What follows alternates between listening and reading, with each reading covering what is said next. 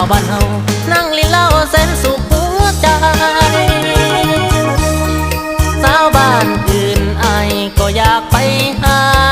แต่จนปัญญาบ่มีรถพาไป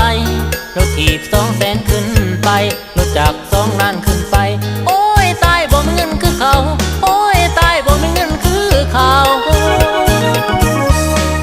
มีผู้สาวบ้านเฮาเทียนใจคอยลิ้นเหล้าบุญปีใหม่บุญออกพรรษาบุญบังไปสาวบ้านเฮาก็มา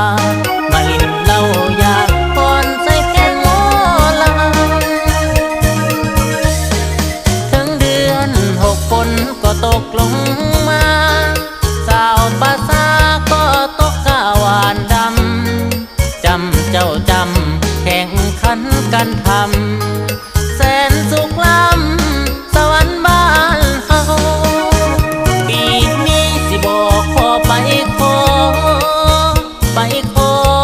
ผู้สาวบ้านเฮาสาวงามที่มานั่งลิ้นเหล้าบ้านอื่นบ่เอาสาวบ้านเฮาเอง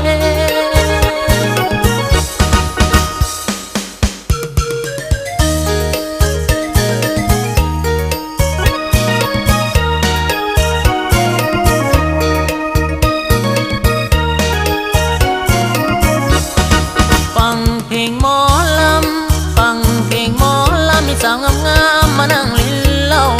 สาวกับสาวบ้านเฮานั่งลิ้นเหล้าแสนสุขหัวใจสาวบ้านอื่นอายก็อยากไปหาแต่จนปัญญาบ่มีรถพาไปรถถีบ200,000ขึ้นไปรถจักร2 ล้านขึ้นไปโอ้ยตายบ่มีเงินคือเขาโอ้ยตายบ่มีเงินคือเขามีผู้สาวบ้านเฮาเทียนใจคอยลิ้นเหล้าบุญปีใหม่บุญออกพรรษาบุญบังไปสาวบ้านเฮาก็มาลิ้นเหล้าอยากก่อนใส่แกงหมอลำถึงเดือน6ฝนก็ตกลงมาสาวภาษาก็ตกกะหวานดำจำเจ้าจำแข่งขันกันทำแสนสุขล้ำสวรรค์บ้านเฮาปีนี้สิบอกขอไปขอ